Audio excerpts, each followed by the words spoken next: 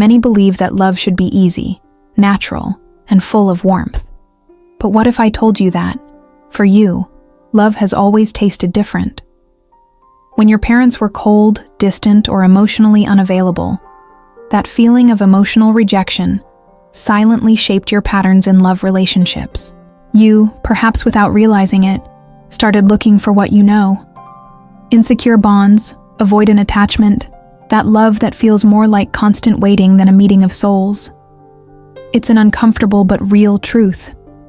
Your heart has been trying to heal childhood wounds by repeating the same cycles, as if trying to rescue something that was lost back then. Have you ever found yourself trying to be chosen by someone emotionally unavailable, believing that if this cold person gave themselves up, they would be the cure for your deepest pains? This incessant search hides a silent cry of emotional neediness and traumas that are rarely named. But here's the point that no one usually makes. Understanding this connection isn't about blaming yourself. It's the first step to breaking free. And breaking free from this cycle is possible, much more so than you might think. In this content, we'll unravel together this complex relationship between your cold parents, your avoidant attachment, and how to break this pattern to finally experience a love that isn't marked by emotional absence. Few people realize it, but growing up in an environment where parents were cold, distant, or unaffectionate profoundly shapes the way a woman sees love. It's as if, back in childhood, she learned, without anyone having to tell her, that loving means waiting, making an effort, giving more than you can afford, and, often, being ignored.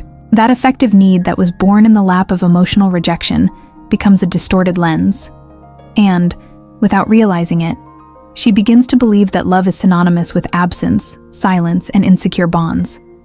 Sounds heavy, right? But this is exactly how emotional traumas infiltrate adult life, especially in love relationships. Do you know that feeling of falling in love with someone you're not that interested in? Running after someone who is emotionally unavailable? Someone who keeps running away from deep conversations? That's right. It doesn't come out of nowhere. It's an unconscious repetition of what happened back when the child waited, in vain, for affection, attention, and validation. And in this cycle, they get used to settling for crumbs, believing that if they try hard enough, that unrequited love will finally happen. And you know what's worse? This pattern even seems comfortable, because it's familiar. That's why many women find themselves trapped in romantic relationships where there is constant disconnection. They even know, deep down, that something is wrong, but they can't get out. After all, how do you break away from what seems to have always been normal? And this is where an essential insight comes in. The emotional brain doesn't necessarily seek out what's good for it, but rather what's known, what's familiar.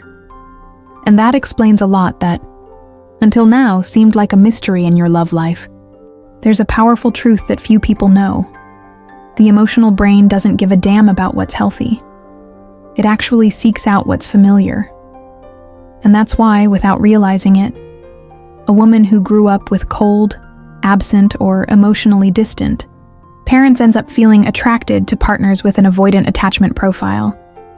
Because deep down, that silence, that lack of validation, that love that always seems distant, all of this activates very old emotional memories that come from childhood wounds.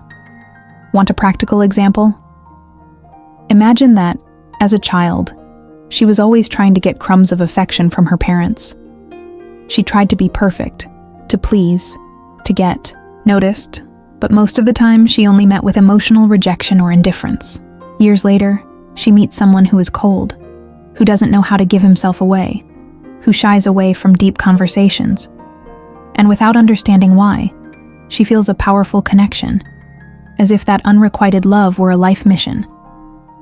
It's her brain unconsciously trying to repair a past that was never resolved. And this is exactly how emotional patterns are formed.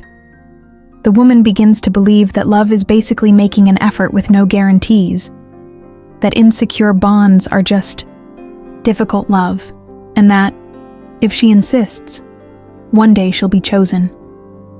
Do you see how this cycle feeds back on itself? And the most curious thing is that often she doesn't even realize she's in this loop until something happens that sparks that doubt. Do I really need to continue having a relationship with someone who doesn't know how to love me? There is an extremely cruel and silent emotional trap that many women fall into without even realizing it. It's that false hope that if they try hard enough, one day that cold, distant, avoidantly attached partner will finally choose them. Only in reality, this is just the wounded child inside them trying, once again, to be accepted, to be loved, to be validated, as they never were by their own cold and emotionally absent parents. You know that situation where she notices that the other person is pulling away, disappearing, avoiding in-depth conversations. And instead of protecting herself, she starts trying even harder. She texts, tries to please, goes out of her way to make excuses for the other person's behavior. All this is not love, it's neediness. It's the wound of emotional rejection screaming, if I do everything right, he'll stay. He'll choose me. He'll finally love me. And this is such a cruel, exhausting cycle that it robs many women of their energy, self-esteem, and even their dignity. And do you know what's most devastating? The more she tries to be chosen, the more the other person pulls away. Because love is not born of effort. Love doesn't flourish where there is disconnection, emotional absence, and escape. And understanding, this is essential, especially before this pain becomes a chronic pattern, which only repeats itself in every love relationship she experiences. Many women who grew up with cold and distant fathers end up seeing emotional disconnection as a challenge to overcome. They believe that their partner's indifference, lack of attention, and even silence are signs that they need to try harder, prove their worth, show that they deserve love. It's as if the relationship were a game where the prize would only come if she conquered that inaccessible heart. But here lies the danger. This interpretation turns the relationship into a mission, and the woman starts to carry a huge weight, trying to break down barriers that will often never be removed. Instead of receiving love spontaneously and reciprocally, she creates strategies to win affection, which generates emotional exhaustion and reinforces patterns of emotional rejection that come from childhood. A practical example. Instead of recognizing when emotional absence is a sign that something is wrong, they justify their partner's behavior, diminish their own lack of affection, and even accept being less than they deserve. It's a difficult cycle to break, but understanding this confusion between disconnection and challenge is the first step to getting out of this trap and seeking truly secure bonds. Recognizing that the attraction to emotionally avoidant people has deep roots in childhood is not about blaming yourself, but about freeing yourself from an invisible weight that you've been carrying for years. Understanding that emotional patterns are born from childhood wounds allows for a new perspective, where the past no longer dictates her choices in the present. This opens up space for her to regain control over her own heart. It's as if she can finally see the repetition of the same mistakes in love relationships, and with this awareness, start to act differently. By realizing that she doesn't have to beg for love or live with unrequited love, she creates the opportunity to build more secure and genuine bonds. This doesn't happen overnight, but with patience and self-compassion, the path becomes lighter. For example, practicing self-observation and emotional self-care are powerful tools on this journey. Recognizing internal signs, such as anxiety or fear of emotional rejection, and seeking support, whether in therapy, support groups, or reading, are concrete steps towards breaking the cycle. This deep understanding is the true beginning of healing emotional wounds, preparing you for a love where there will be no more loneliness in the relationship. Now that you understand how cold parents and childhood wounds can influence your attraction to avoidant relationships, it's time to reflect. Are you repeating patterns that don't make you happy? How about starting to look inwards with kindness and courage, recognizing your lack of affection without guilt, but with a desire for transformation? Imagine allowing yourself to experience a love where you don't have to beg for attention or feel emotionally rejected. This is a possible path, and you deserve to walk it.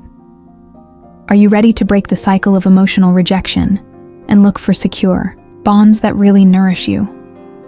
What small attitudes can you start practicing today to strengthen your self-esteem and recognize your value? Leave your questions and experiences here in the comments, because sharing is the first step towards change. Don't forget to subscribe to the channel and activate notifications to continue learning about relationships, emotional trauma, and how to build healthy connections. Your journey to a lighter, truer love starts now, and I'll be here to walk with you.